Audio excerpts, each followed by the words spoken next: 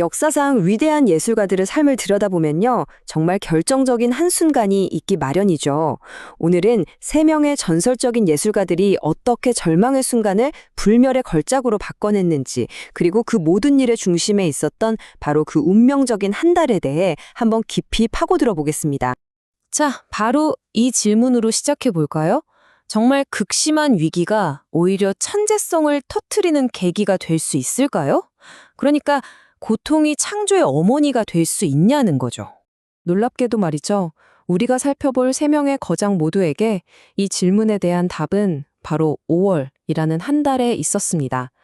정말 신기한 우연의 일치인데 이 한 달이 그들의 삶을 영원히 바꿔놓았습니다. 첫 번째 인물, 바로 빈센트 반 고흐입니다. 그에게 5월은 절망의 끝이 아니었어요. 오히려 가장 찬란한 예술이 폭발적으로 시작되는 순간이었죠. 자신의 귀를 자른 그 충격적인 사건, 다들 아시죠? 그 이후에 반 고흐의 정신적 고통은 정말 극에 달했습니다. 그리고 1889년 5월 8일 그는 스스로 정신병원으로 걸어 들어갑니다. 모든 게 끝나는 것처럼 보였지만 사실은 이때부터 가장 위대한 예술이 시작된 겁니다. 그의 혈실과 결과, 이 엄청난 차이를 한번 보세요. 한쪽은 차가운 정신병원의 방이고요. 다른 한쪽은 역사상 가장 뜨거운 예술 작품들이죠. 도대체 어떻게 이런 일이 가능했을까요? 그는 병원이라는 아주 제한된 공간에서 창밖에 올리브나무, 사이프러스, 그리고 하늘을 보면서 그림에만 몰두했습니다. 그 결과가 믿어지시나요? 단 1년 동안 무려 150점이 넘는 작품을 쏟아냈습니다. 이건 그냥 그림을 많이 그린 게 아니에요. 내면의 폭풍을 캔버스에 옮기는 처절한 투쟁이었던 거죠. 그리고 이 모든 고통과 창작열의 정점에서 인류 역사상 가장 사랑받는 그림 중 하나인 바로 그 별이 빛나는 밤이 탄생합니다. 정말 역설적이죠? 그의 가장 불안정했던 시기가 오히려 가장 강렬하고 영원한 예술을 만들어낸 겁니다. 자, 다음으로 넘어가 볼까요? 이번에는 조각가로서의 정체성을 필사적으로 지키려 했던 거장 미켈란젤로의 이야기입니다. 1508년 5월이었어요. 르네상스 최고의 조각가 미켈란젤로에게 교황이 명령을 내립니다. 그런데 그 내용이 조각이 아니라 시스티나 성당의 그 거대한 천장을 그림으로 채우라는 거였습니다. 미켈란젤로는 엄청나게 저항했습니다. 그는 스스로를 화가가 아니라 조각가라고 생각했으니까요. 심지어 이건 자기가 프레스코화에 익숙하지 않다는 걸 이용해서 망신을 주려는 경쟁자들의 함정이라고까지 생각했죠.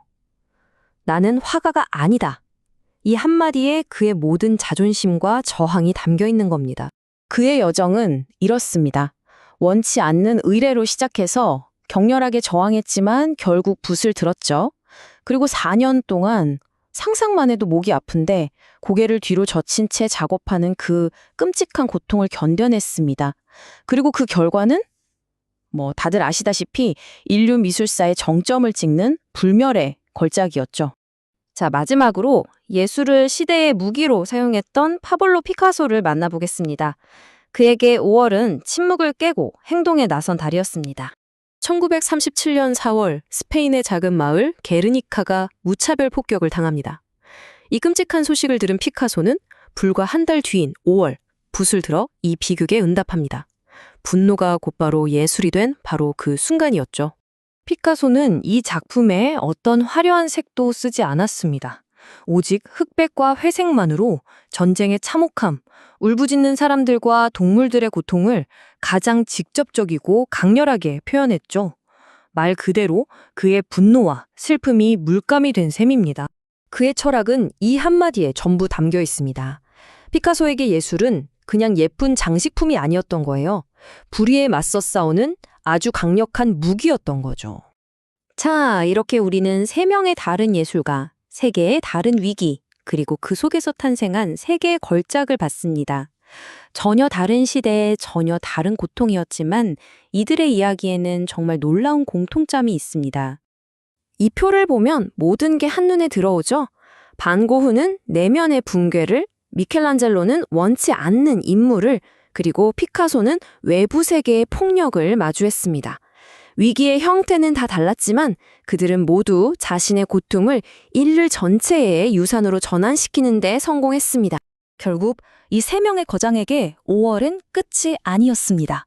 오히려 그들의 가장 위대한 이야기가 시작되는 출발선이었던 거죠. 위기는 종착점이 아니라 가장 위대한 전환의 기회였던 겁니다. 이 거장들의 이야기는 결국 우리 자신에게 질문을 던지게 만듭니다. 지금 여러분이 마주한 그 도전과 위기 속에서 당신의 삶에는 과연 어떤 걸작이 태어나고 있을까요?